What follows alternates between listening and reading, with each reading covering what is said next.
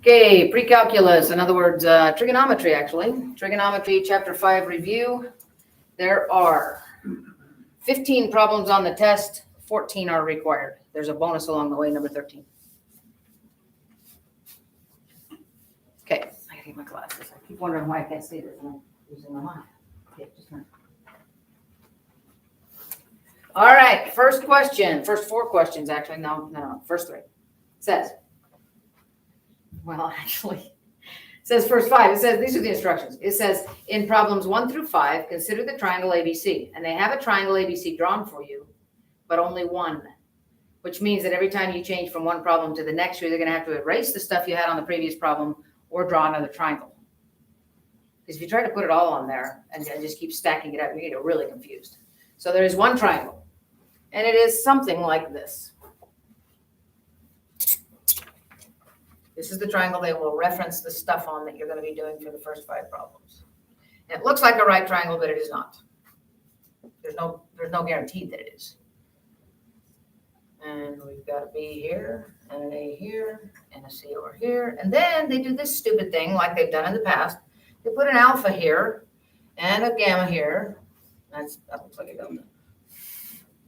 Been doing that in calculus. Gamma and beta up here.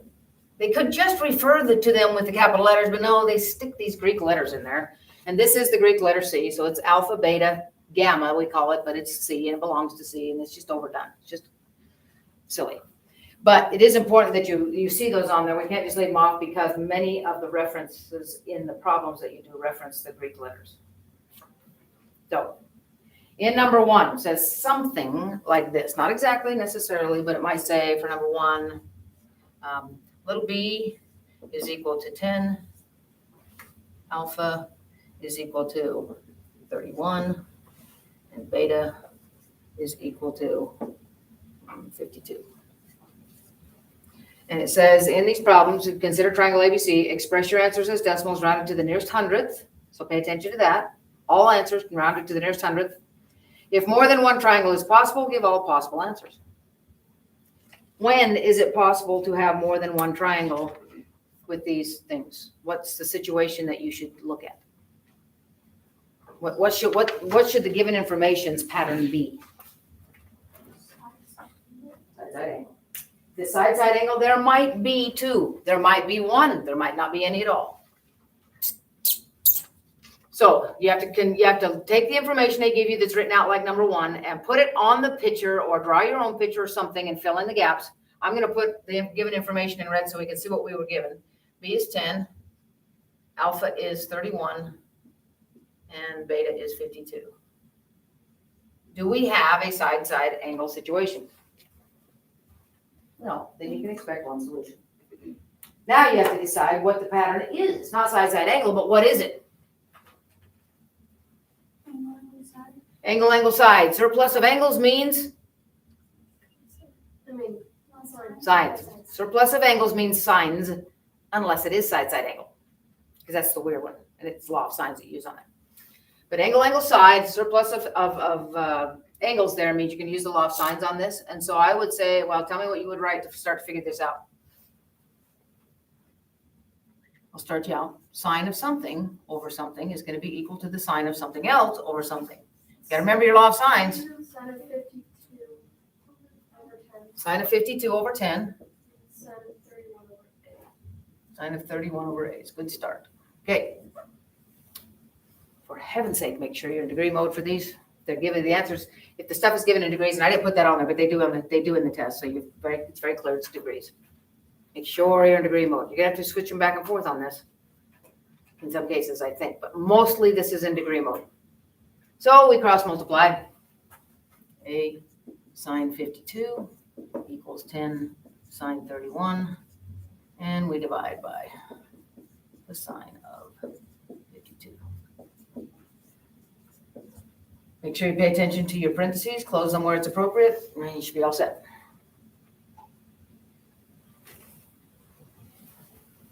And so on this one, little a will be, is anybody doing it? Sorry? 6.35 to the nearest hundredth. Okay. You do not want to use this unless you must, and sometimes you must, and if that's the case, That's not what you got, Sarah? I got 6.53. Yeah. 3.53? 6.53. Oh. Did you go dyslexic on me? Oh no, I typed it 30 instead of 31. Ah, that's weird. Did it just switch that around? Okay, so you don't want to use this unless you must. And it's really, really a good idea to show me your work, because if that had happened to you and you typed in 30, but you had 31 in the equation, I probably would have given it to you. Okay, so show me what you're thinking in case you type it in wrong. Okay, so we got an A, 6.53, that's right here. What else is missing? C and then C, you can call it angle C or you can call it gamma. I don't care what you call it. I'm going to call it angle C. Call it big C. Actually, let me see what they do on the answer. Answer side of it. Oh, silly me. On each of these things, they only want you to find one thing, not solve the entire triangle. So in this case, they wanted us to find little C. Sorry, we went after A because I thought we were solving the triangle. We're not. They just want you to find one thing. Sorry about that. Erase this. This wasn't required. You may need it. I'm trying to remember 6.53, but they want you to find little c. So in order to do that, you have to find big C, which is easy. Okay. Y'all understand where that came from? Yeah. Okay. So this is 97. And then you can say the sine of 52 over 10 equals the sine of 97 over C. Do I need to go through that? No? Okay. Next question. Let's see if we can just figure this out without giving you any details like this. I'm not going to give you any numbers like this, but I will tell you what they give you and what they want you to find and see if you know how to do it. So same triangle.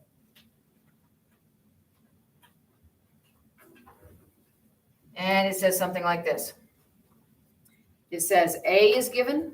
I'm going to circle it in green. A is given to you.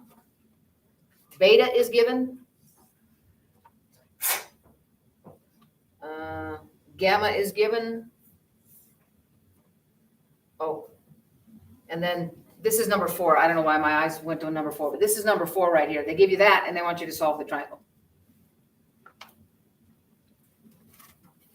If the circled stuff is given, what law will you use?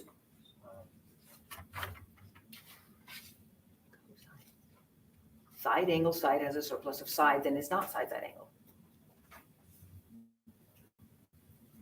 Is that angle side angle? Yeah, that has. Oh, yeah, it is. Angles.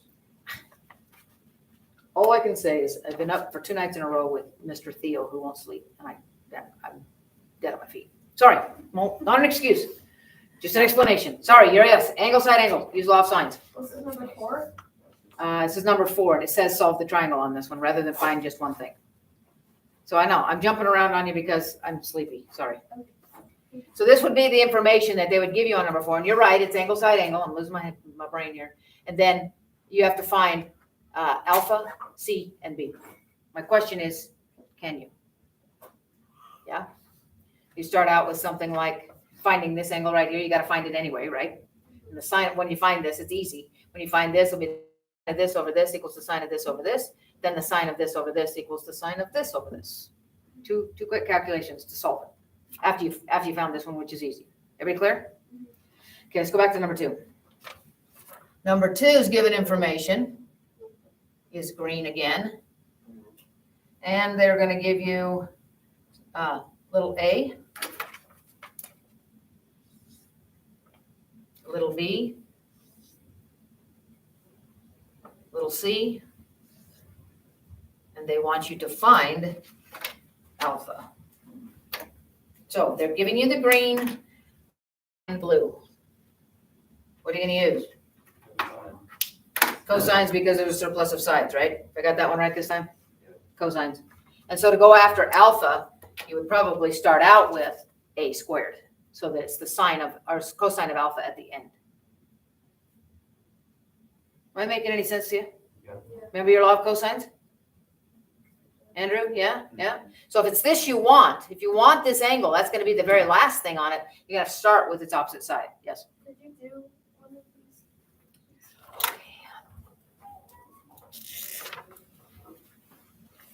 I said that was, let's say 12, and C was, well, B is 10 and C is 7. Find alpha. You would start out like this. 12 squared equals 10 squared plus 7 squared minus 2 times 10 times 7 cosine of alpha, or capital A.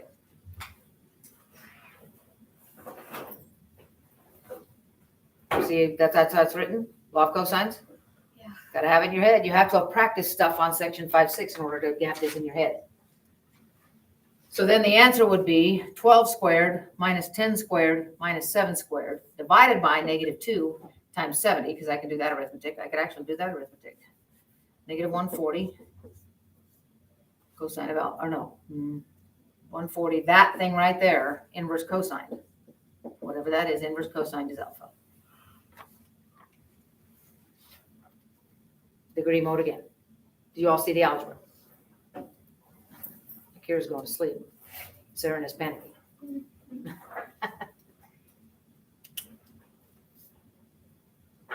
So do you understand the algebra is what I'm saying? I'm sure you can punch it in your calculator if you're careful. Start with the numerator, divide by the denominator. You can usually do the denominator's arithmetic in your head. The numbers are not going to be that crazy. You can usually figure out what that is. So you just divide by a single number, hit enter, inverse cosine the answer. Okay. Number 3, they're going to give you, I'm going to start over because of it. Too much stuff to erase. So on that one, we only had to find alpha. Just alpha. Okay. That was all. Yeah. On the first 3 questions, you only have to find one thing. On the 4th one, which I already demonstrated for you because I was crazy, I told you to solve the triangle. Okay. And that was a law of sines. 2 law of sines calculations was, and finding an angle by subtraction was not hard. Okay. Number 3, triangle was like this. This is ABC, A, B, A, C, beta, alpha, gamma. And gamma doesn't look like an alpha. Okay. On number 3, they're going to give you A, little a. They're going to give you that. And B, and gamma. And ask you to find little c.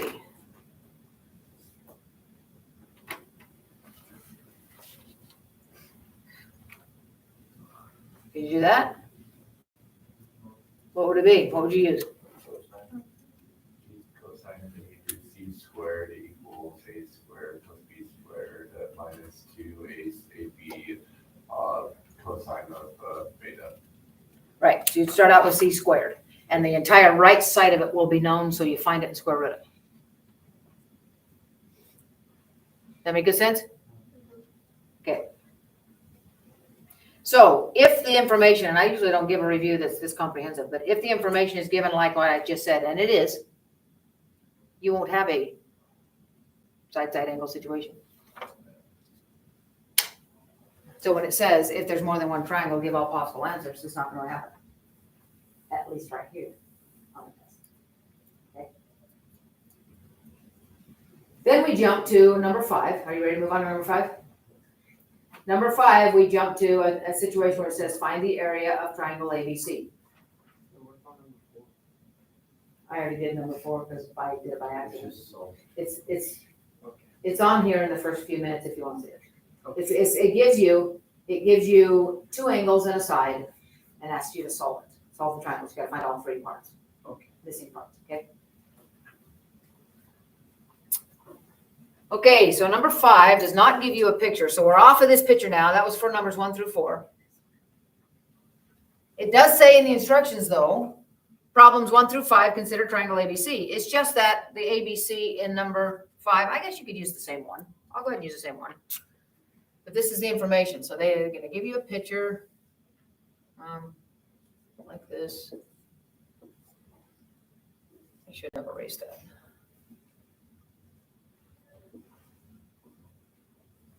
Okay. And it says, find the area of a triangle ABC, the area of this thing, where, and it's going to be one of 2 situations, and I'll show you both of them, but I'm not going to tell you which one it is. it could say something like this, where A is 5.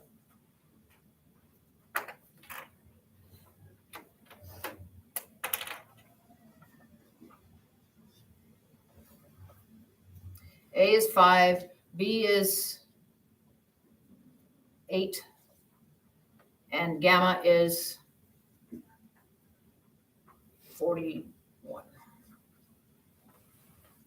Find the area. How you gonna do that? What's the formula? Do you know it? No, law of cosines is not applied here because law of cosines will never tell you area. It will only give you the lengths of sides and angles that are missing. That's not what we're after. It says find the area of the triangle with this information. Yes. So you define C first, T is the formula, because it's A plus B plus C divided by 2, and then you plug it into. That's if you have a side, side, side. There is also an area formula for side, angle, side.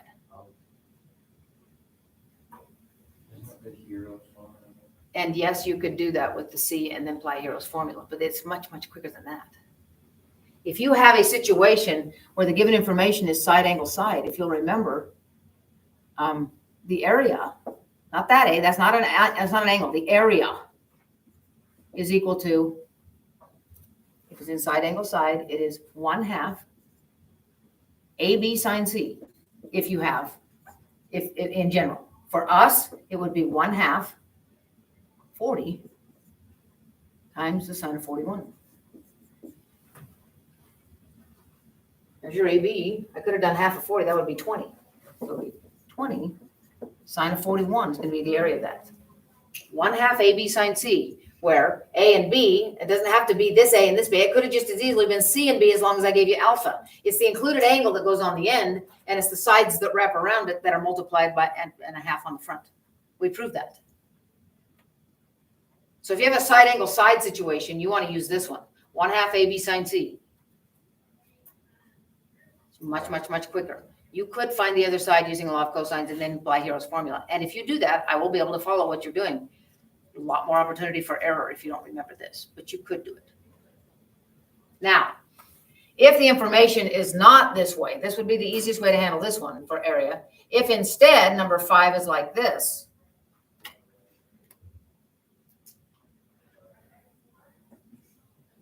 then you definitely want to use Hero's formula because this is side, side, side. And a side, side, side situation calls for Hero's formula where S is equal to 3 plus 5 plus 8 divided by 2. And the area is the square root of S, which is 8, right? S is 8? Yes. Yeah. Be 8 times 8 minus, oh, that's not going to work. Did I do that wrong? Oh, yeah. Gave you some bad information. Again, sleepiness. This can't be a triangle because the two smaller sides have to add up to more than the larger side to even form one. See, this is what caused me to realize I'd given you bad information is because the first thing I was going to do is take S minus the long one, which is also 8, and I would have the square root of 0. Because this triangle doesn't have any area. The way I gave it to you. You understand? So I'm going to make this no, that yeah, so make that a, I'm going to make this a 7 and this 5. How about that? That'll work? I got to refigure S.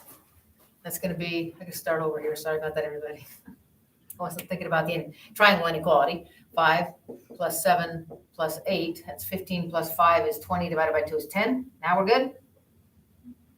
So this is 10. Hope I'm doing the arithmetic right. You're going to have to check everything I do today. Okay, so this would be S times S minus 8 times S minus 5 times S minus 7. You don't have to do those in a specific order, do you? I'm sorry? You don't have to do those in a specific order, do you? No, because you're multiplying. Yes. Is it always going to be equals 10? Is it always going to be 10? No.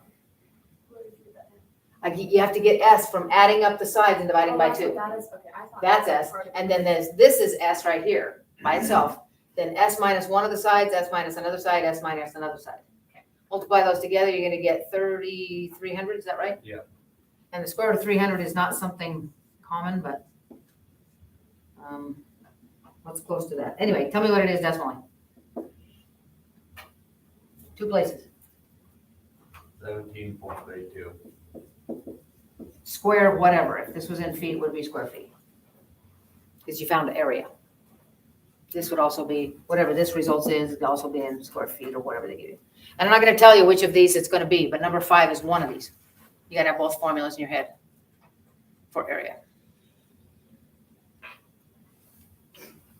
Or one formula and find this and then use it. You could do that. It's fine. Just the C that you find is very likely to be kind of ugly. So you have to deal with ugly and it'll be fine. Just store it in C and calculate it. You can do that. It'll be fine.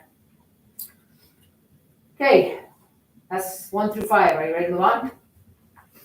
So far, you've had to know 4 formulas for 5 problems. Law of sines, law of cosines, backwards and forwards in both cases. Area formula for side angle side. Area formula for side side side, which is Hero's formula. Okay, moving on, number 6. No, yeah, 6. This one talks about 2 observers that are a certain distance apart. I'll read it to you and change the numbers. Try to remember what I said. 2 observers are 210 feet apart on opposite sides of a flagpole. On opposite sides of a flagpole, so you gotta remember that. And they're 210 feet apart. The angles of elevation from the observers to the top of the pole are 51 and 19. Find the height of the pole. So here's the pole. And if I've got somebody over here with an angle of elevation of 51, he's not very far from it. So this angle right here across the ground, this angle right here is 51. And the other guy's is 19, which means he's a long ways from it to look up. So this is 19 over here. And this distance from here to here is 210 feet. And we want to know this, and we assume that it is planted perpendicular to the ground. You may make that assumption. Let's say 51. And this is also in degrees.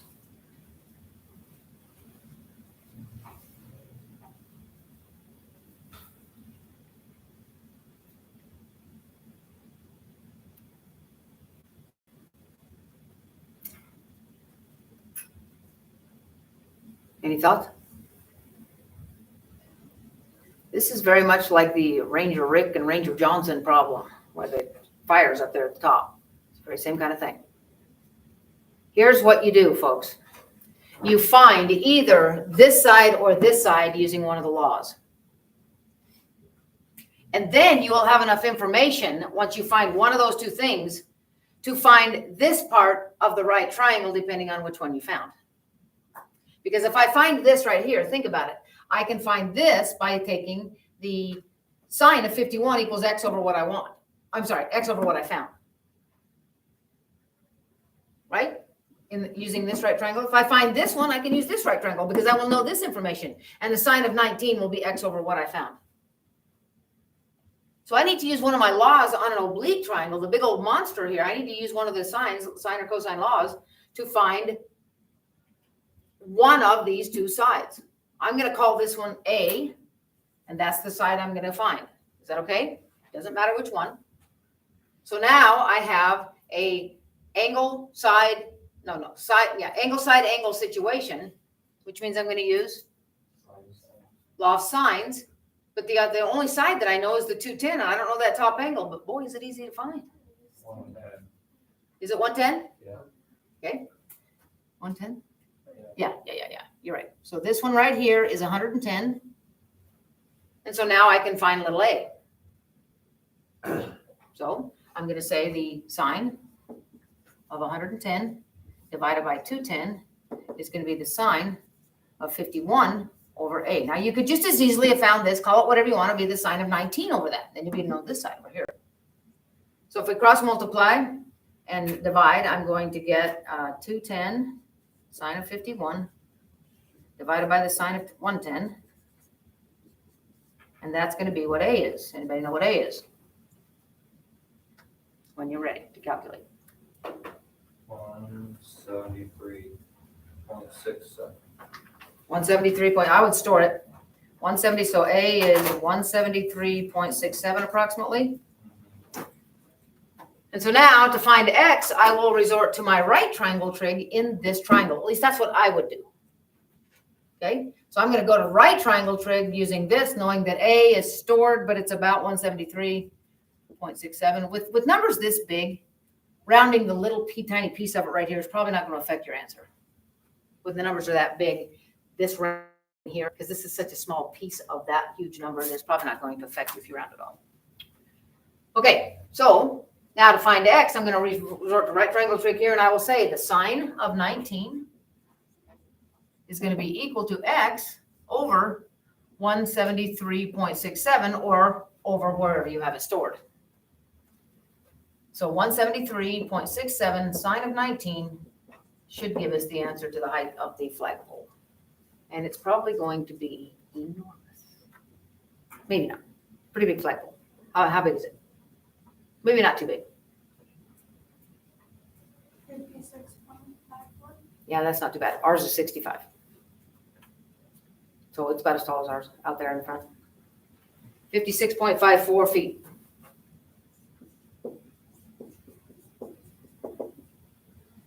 I would not find the height of a flagpole using this method. I would stand a certain distance from a flagpole that I know that I've measured, and I've measured my height to my eyeball, and I would take a hypsometer and look up at the top of it so that I could get this angle, and I would have this distance here, and the flagpole's planted this way, and I could find the height of it pretty easy. Would not do it this way, but if this is your scenario, this is your only option, and that is the scenario for number 6.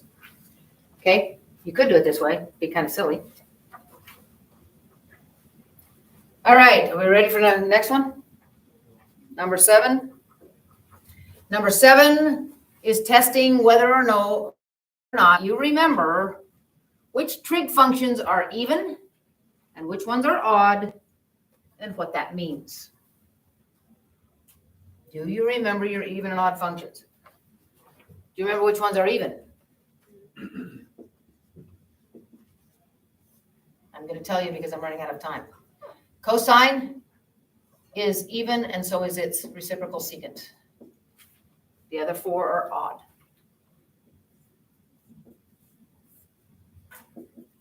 Sine, cosecant, tangent, cotangent. They are all odd. Now, I suspect you have forgotten what that means. And you need to know what it means algebraically, not graphically. Even functions mean this, that f of negative x is the same thing as f of x. In other words, if you are functioning a negative value, it's exactly the same as if you functioned its opposite buddy. It just disappears in an even function, the odd.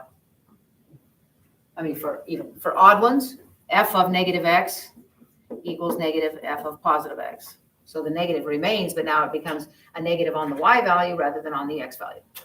That's what odd functions, how they behave. So with that in mind, question asks something like this. If I did the sine of x times the cosecant of negative x, would that answer be 1 or negative 1? First of all, it's got to be one or the other because sine and cosecant are reciprocal. So when you multiply sine times any sort of a cosecant, we're talking about only a difference of sign here. The answer's got to be 1 or negative 1 because they're reciprocals. Whenever you multiply a number by its reciprocal, it's 1. This one could be negative 1 depending. And so are we dealing with odds or evens here? Then the negative remains. The answer is negative 1. Because this right here, if you'll follow what's going on if you recognize these are odd, what you're really doing is taking the sine of x times the negative cosecant of positive x. Because that went from going like this. See how the negative's in the function? And then I put the negative on the outside of it. You see what I'm saying? And so this times this is 1, but there's a negative involved, so it's negative 1. Now, what would happen if I took secant of negative x times cosine of x? What would that be? One. Well, that would be 1 because secant is even. And so secant of negative x is exactly the same as secant of x. That just gives you 1 because these are reciprocals. You see what I'm saying? So you have to make your decision based on whether you remember which ones are odd and even and what odd and even means. So the answer to number 7 will either be 1 or negative 1. And the only way that you can show me your work on this is if you show me what was written and what it was. I will give you full credit if you guess right. If you show me no work and you guess wrong or you write down the wrong answer, I will take all. There's not very many points for this, but I will take them all. Yes. So what does number 7 say? It says, simplify the expression. It was saying, take this, simplify it based on what you know about evens and odds, and decide if the result is 1 or negative 1.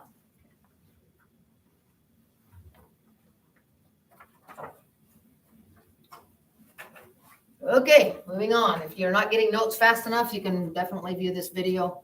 Do you want me to send it to all of you? Because I do not have this listed, Yeah. unlisted. All right. Make sure you throw it away when you're done with it. I don't want it just out there floating around.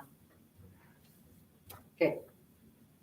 Number 8 says, use of fundamental identities to change the expression, which is given here, to one involving only sines and cosines. And then simplify. So I'm gonna have to get a reference on this because these are impossible to make up. Well, on the spot, they're impossible to make up. So what did I give you on the reviews? Everybody's got that in front of you. What did I give you? Practice on that so I can show you what we're looking at. Anybody? For number, Page 452, okay, number 28, or 29 and 30. okay. 29 and 30, which one do you want to do? 30, somebody's gonna have to read it then. I've got tangent minus secant in the first one, and then what? Just a minute. Times. Is it tangent plus secant? I suspect that's what it is.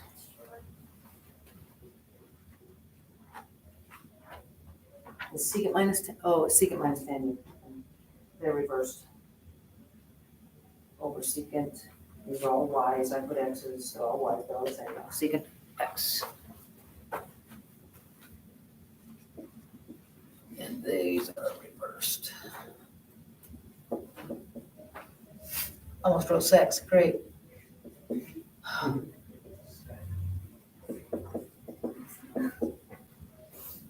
And I'm gonna reverse these, even though it doesn't matter, I'm gonna reverse these so that the multiplying will be easier, because that's gonna be one of the first things we do, I think.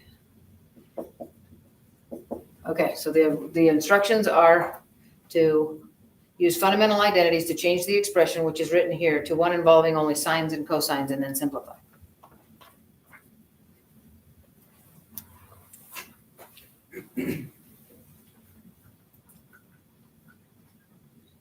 Do you want to leave things the way they are? Do you want to move to sine and cosine right now? Do you want to multiply the numerator and then move to sine and cosine? What do you want to do?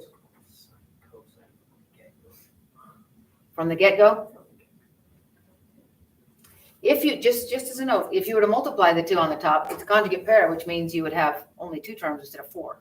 Okay, I like that. Can I do that? Okay. All right. So it's secant squared x minus tangent squared x, because that's what happens when you multiply conjugates. You get this squared minus this squared because the middle terms add up. Right? You okay on that? It just equals 1. Does it? Yeah, because secant is 1 over cosine, and its tangent is sine over cosine, and then it becomes 1 minus sine squared over cosine squared, and 1 minus sine squared equals cosine squared, which is just 1. So then it's 1 over. So you're sure that that identity is 1? Okay, wait. So it just equals cosine. Let's ignore Let's what like- he said. let's like- Let's keep going forward. What? Can we do this? Sorry. Just We can if you want. You recognize the numerator as an identity that you're sure of. That's what I'm asking. If not, No. okay, could you develop it? Could you decide if that is an identity or not? That's right. Remember how to do that? I'll show you 2 ways to handle this. For me right here, it would be, if I could determine that that was 1, I'd be nearly done. And so remember that the relationship between secant squared and tangent squared comes from this, which most people memorize and have it put down pretty well. And what we would do is divide everything by sine. I always do this just in my head. Oh, let's see, sine, would sine do it? That'd be 1 plus cotangent. I don't want that one. I want to divide by cosine.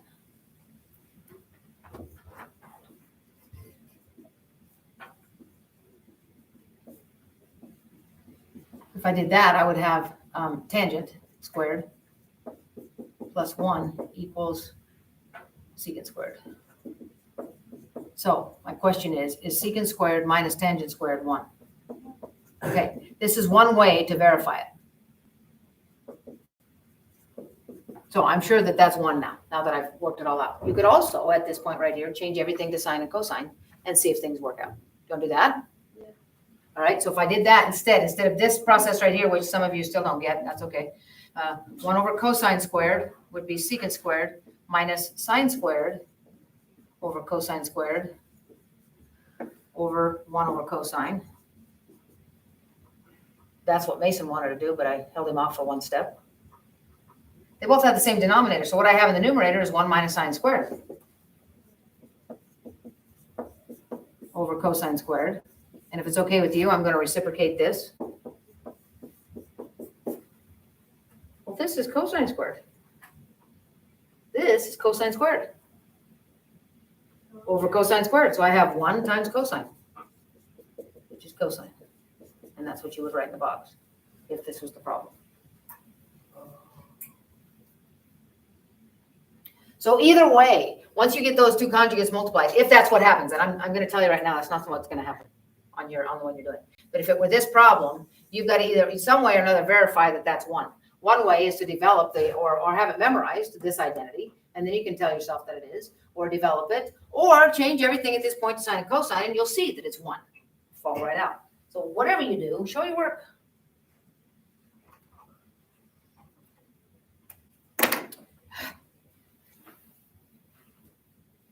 Anyway, the one that you have to do, you're going to have to hit cold. I would review your identity sum. You get this one identity. Get that half-page identity sheet, but that would not have helped you at all. Make sure you get your identities down in your head. The Pythagoreans, the reciprocals, and the quotient identities you have to have down. So, wait, so the one for number 8 is not going to have any of the ones on this little sheet that we have? It's just the ones that I gave you on the review are just have the same instructions, but they are certainly not necessarily like the one that's there. Okay, you have to deal with this. You have to hit this one cold, but you're going to have to, in order to finish it, you're going to have to know minimum your reciprocal identities. There's 6 of them. Quotient identities. There's 2 of them for tangent and cotangent, and your Pythagorean identities, or at least that one, and how to develop the others. Those you have to be in your head. All the other identities, the sum and difference formulas, stuff like that, and then double angle and half angle formulas are going to be on a sheet for you, which I'll give you. But the ones that we used on this thing that I'm erasing had to be in your head. We didn't use a sheet for any of that. Okay, here's what I want you to pay attention to on number 8. It says, the same one we were just talking about, use fundamental identities to change the expression to one involving only sines and cosines. I would recommend you do that immediately or after the first step. That's what Mason wanted to do. And then simplify. So if you get it down to a point where you're left with cosine over sine, you better write cotangent, not cosine over sine. It says simplify at the end. So if you end up with something involving cosines and cosines that can be written better, shorter, you need to do that because that's the simplified part. Okay, number 9. It says write the expression, which I'm not going to tell you. It says write it in factored form involving only one trig function.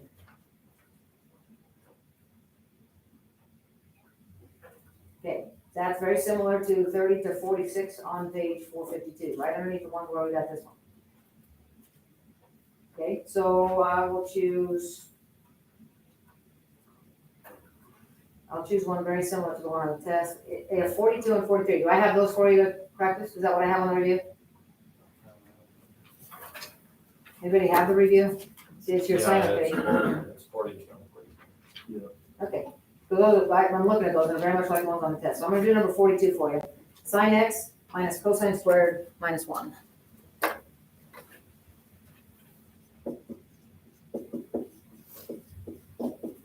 So this is just an expression. We're not looking to solve for x because there's no equal sign. We're just going to rewrite it. So that is in factored form involving only one trig function. Well, right now it involves two trig functions. So we've got to replace one of them with something. Which one's going to be the easiest to replace with something? No, cosine squared. Anytime you have something squared, it's much, much easier to replace with something else squared. Always. This would involve a root. Pythagorean identities tell me this, that I can replace cosine with 1 minus sine squared without biting the bullet on a square root. I don't want to do that. It's I've got to factor this thing, and factoring with a square root's gross. So try to dodge that bullet. You want to replace squared things with squared things rather than single things with square roots. You know what I'm saying? So that would be the first move. Then I would carefully distribute that negative sign. Then I would combine like terms and also arrange it. Sine squared x plus sine x minus 2. You okay there?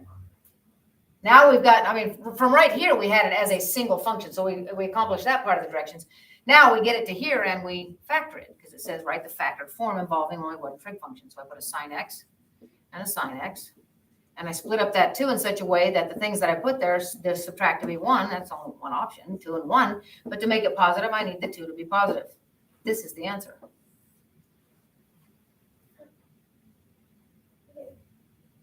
Replace squares with squares. Don't replace singles with anything unless you absolutely must.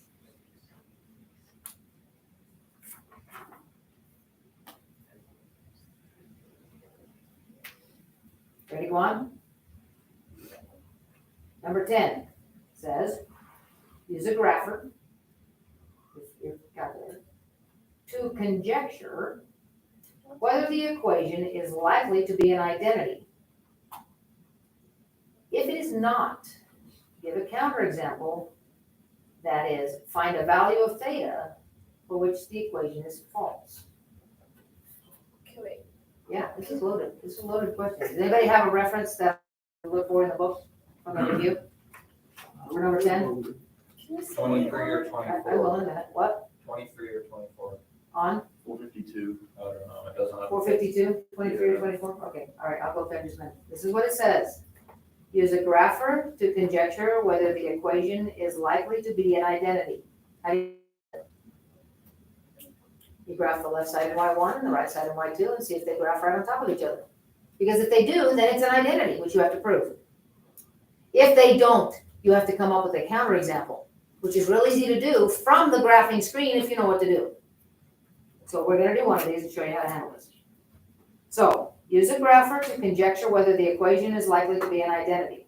If not, give a counterexample, that is, find a value for theta for which the equation is false.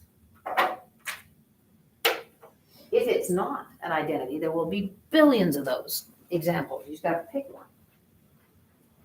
But if it is an identity, then all you have to do is write yes and move on. It doesn't even ask you to prove it. That's nice. You just got to decide if it is. If it is, you write yes. If it isn't, you find a counterexample. So, Let's be honest. number 23 and 24 says, simplify the expression to either a constant or a basic trig function, support your results graphically. That doesn't look like a very good example for number 10. You need an equation. Is that the example I gave you? Page 497. Oh. I didn't say 452. I thought you It didn't say 497. No one wrote that on there. Andrew was just guessing. All right, 497, excuse me, 497, which was it, 23 and 24? Okay, so it doesn't give me any indication of which one's which here. So let's just try 23. Everybody do number 23 with me. Here's what you do. You go and pull out your calculator. Make sure you're in radian mode for graphing. Get yourself to there. And then we're going to type in the left side in y1 and the right side in y2 for number 23. So go after that. What page?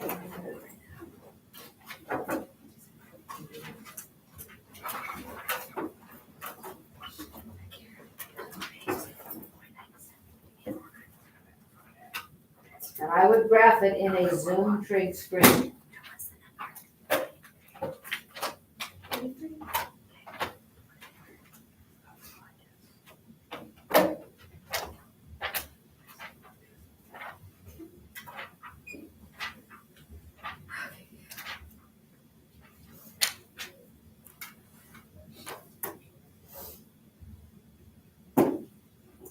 Wait, what?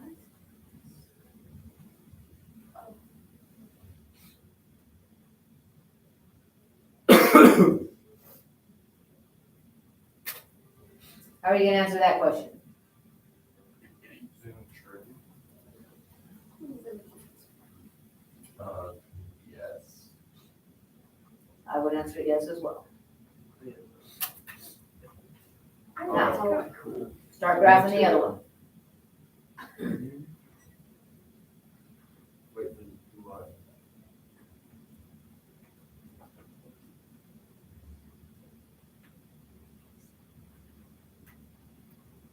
do you use science? Am I on the wrong question?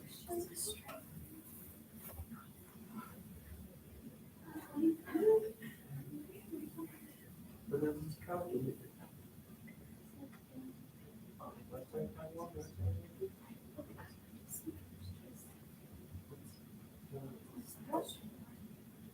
How do you put sine squared in the calculator? Like this. And it's a lot of parentheses.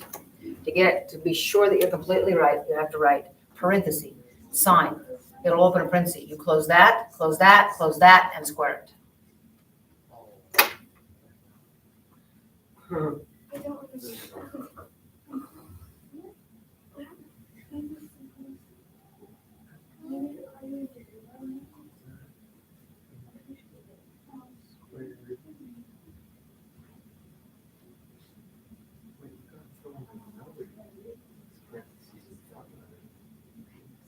Are we doing 24 too?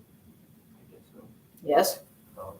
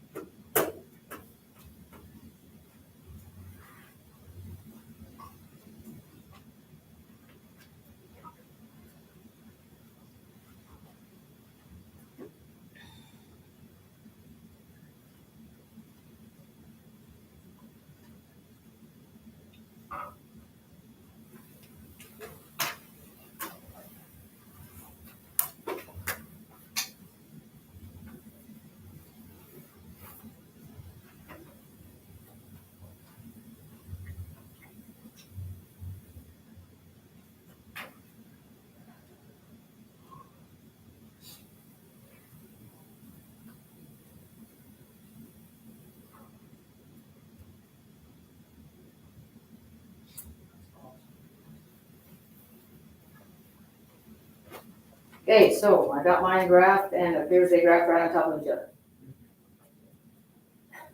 Makes me kind of mad. That is not going to happen. I can tell you right now, the answer's gonna be no, and you're gonna have to find a counterexample. I'll tell you that up front. And so these are good ones to practice for typing things in your calculator. But I got red right on top of blue in both cases. Is that right? Okay, so now what I want you to do is go back to Y2 and type in, just replace the tangent with cosine. So cosine x squared minus 1, see what happens.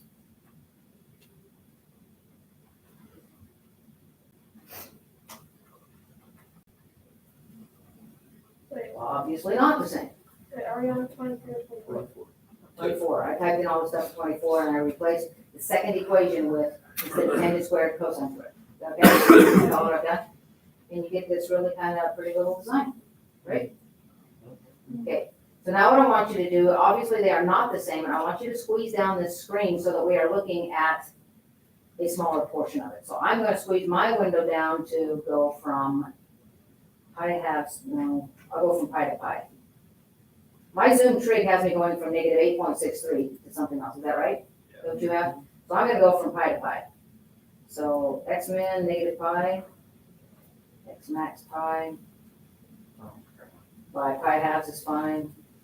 And I'm gonna squeeze down the y's too. I'm gonna go from negative 2 to 1.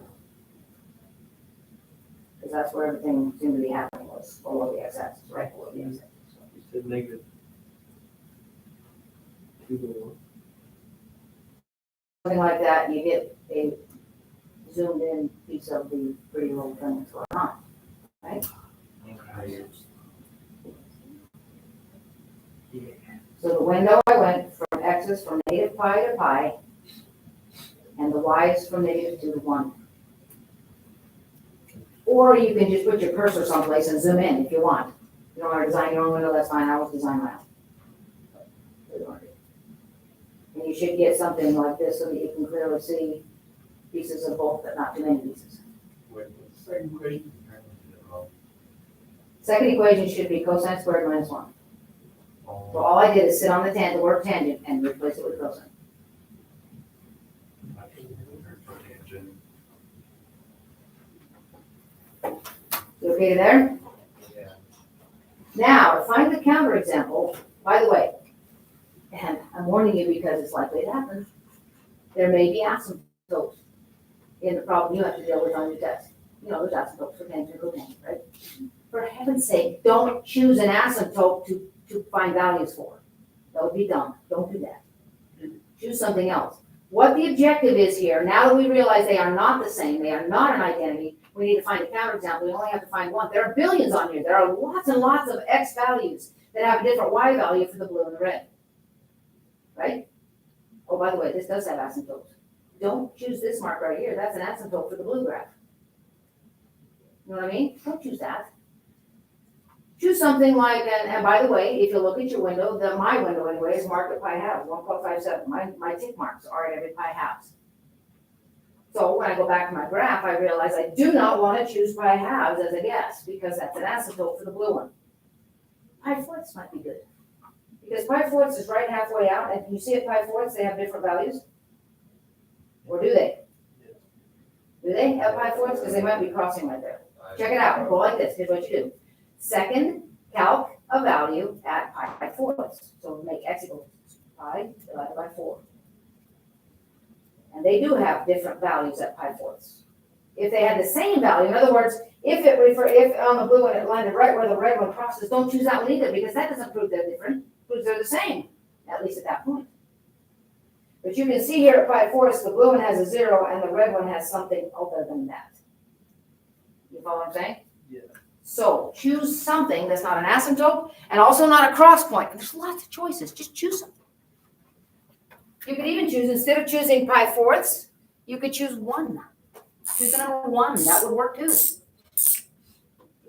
So this is what you would write. This is what you would say in the answer blank for this one. You would say, left side, or you could give them names. Now, I better show you this exactly. So this is a way to do it, which might be easier for you to answer. If we had, just a minute, I gotta write this down. So it was sine squared minus cosine squared, and then times tangent squared plus 1 equals cosine, the way we changed it, cosine squared x minus 1. Is that what we did? Okay, so if this is what was presented to you on the paper on your test, it's okay to go over here to the presentation of the problem and say, I'm going to call this F, and I'm going to call this G. You can also call it Y1 and Y2, either way, but when you do it, make sure that you have told me which one's which. And then when you write the answer to this, here's the answer blank, you would write F of pi fourths equals 0 and G of pi fourths equals, and I haven't done that one. But all you have to do is go hit the down arrow on grapher and it'll do it. Let's see. Calculate a value at pi fourths. That's what I did. And I got 0 for the red one, and I get 0.5 for the other one. Negative 0.5.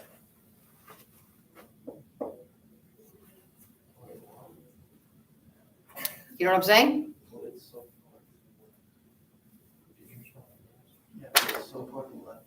It's like 0.013.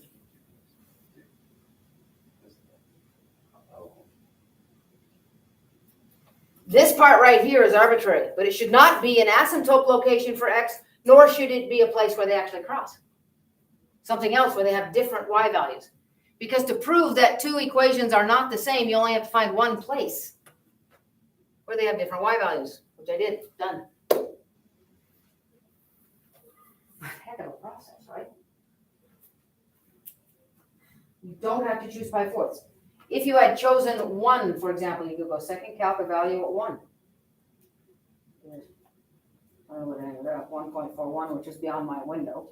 And then if you go down to the other one, you get negative 0.708. You don't have to choose something in terms of pi. You choose anything on the x-axis. That is not a cross point or an asymptote. And show that the values for both of them are different. That's it. That's how you find a counterexample. Find one place where they do not have the same y value. Okay, that's number 10. That took plenty of time. Number 11 is like unto it, at least in difficulty. You're going to have to prove an identity. Fantastic. So it says, on number 11, confirm the identity, which means prove it. So on your answer blank for number 11, you will likely say, see scratch paper, because there's no way you're going to prove it here. Okay, or you may be able to prove it at the bottom of the page. You got that much space at the bottom. You could do that maybe. But lead me to somewhere where I can find it. And make sure it's clearly marked as number 11. If you work on number 11 for a while and you get it done and you're pretty sure you're right, great. I'll give you full credit. If you work on number 11 for a while and you cannot seem to get started, or you have no idea how to begin, or you've tried some stuff and kept banging your head against the wall and you're ready to ask for help, I will give you a hint and it will cost you a point. But at least you'll be able to get through it. The thing's worth 5 points. You know what I'm saying? Hopefully you'll be able to get through it. But try it on your own if you can do it and recover all the points. Don't just come up to me and say, give me a hint. Try it. If you're running out of time and you're stuck at number 11, then get up to my desk and let me get you some help. Okay, number 12 says solve. It's an equation, you gotta solve it. Solve it algebraically. Show all steps, which means if you just give me the correct answer and there's nothing shown, you don't get any credit because it clearly says, solve this algebraically, show all steps, and find the solution in the interval from 0 to 2 pi, give exact answers. So again, if you give me decimal answers, you won't get full credit. Exact answers have pi's and square roots in them. You know what I'm saying? Okay, so let's see if I can you give me a reference on this one that I gave you to practice?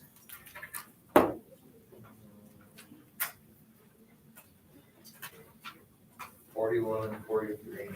On the review? Probably. Does it have a page? Okay, so 41 and 43 on the review is what they're saying. So we're out to solve the equation. We have to do it algebraically. We have to show all the steps.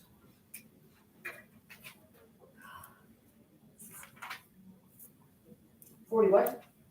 41 and 43. Okay, which one do you want to do? Ooh, 43 is gross. It's not that hard. Let's do 41. That sound good, or do you want to do 42? 41. Did I say 41 and 43 or 41, 42, and 43? 41, 43. Okay.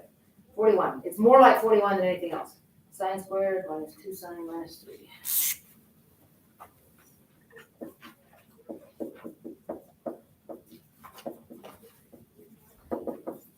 Okay, that's equal to 0, and we're out to solve it in the interval from 0 to 2 pi, which is a very happy thing. I think it's this. It's like that, 2 pi. Okay. So the objective here would be, looks to me like it's quadratic-ish, right? Gonna factor it. I'm gonna get sine x minus 3 and sine x minus 1, or plus 1. Does that look right? Nope, plus and minus. That's better. So that I get a, nope. I need a -2. So I need a -3 and a 1 to give me a -2 there. That's what it should be. That sound right? Yeah. Okay. So this is going to be, we're asking ourselves, when is the sine of x equal to 3? And when is the sine of x equal to -1? And the answer is sine of x will never be 3. So we don't have to look at it. But this- Why won't it ever be 3? What? Why won't it ever be 3? Because sine is trapped between -1 and 1. Think about what sine is. Sine is a short side or a long side. It can never be more than 1. Or less than -1. Trapped between -1 and 1. It can never be up here. It can have a value up here. Y'all remember that? Sine can never be 3, so we don't have to look at it. Sine will be -1. When?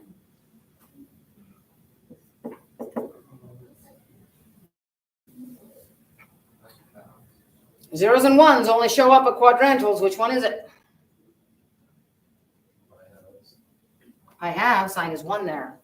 No, 3 pi halves. Could you also call this negative pi halves? Yeah. No, not and be in this interval. Oh,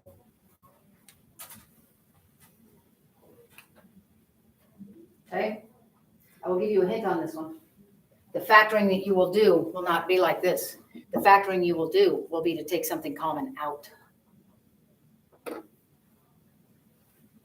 The terms you're dealing with both have something in common. Take it out, write down what's left, and then let each of those equal to 0. Logan, you need to go get a drink? probably.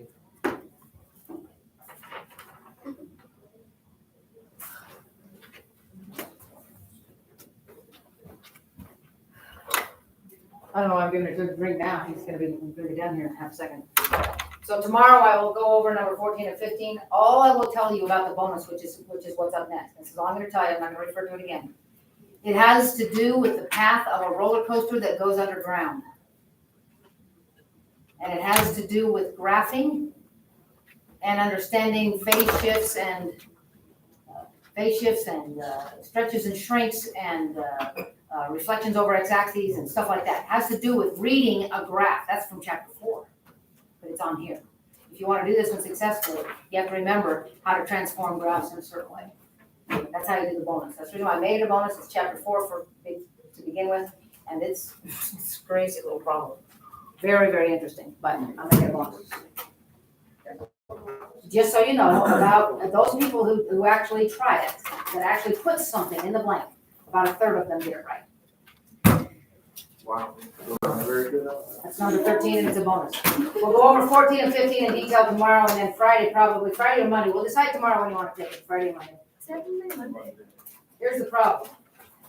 If you decide to take it Monday, first of all, we're going to go on Friday. And secondly, it's very likely I won't be here. Which means you don't get your number. It's whatever you want to do, but I may not be here on Monday. I haven't decided yet. Anyway, forgot I was recording. We're done, folks. Whoever's watching this. Bye. Okay, I'll send that to